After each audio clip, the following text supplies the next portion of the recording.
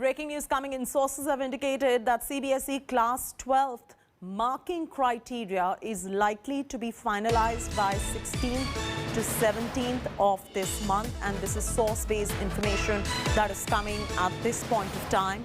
The CBSE Class 12 assessment source-based breaking that we're bringing to you at the moment.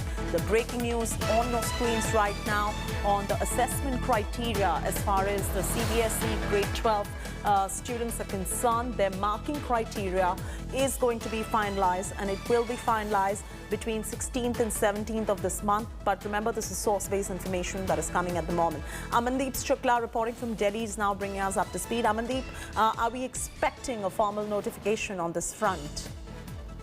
Chaiti, it will be in the Supreme Court that the CBSE is likely to file its criteria, although it could well be on the same lines, similar to the criteria that they fixed for class 10th, which was previous year's examination, pre-board examination, and also the school's overall performance.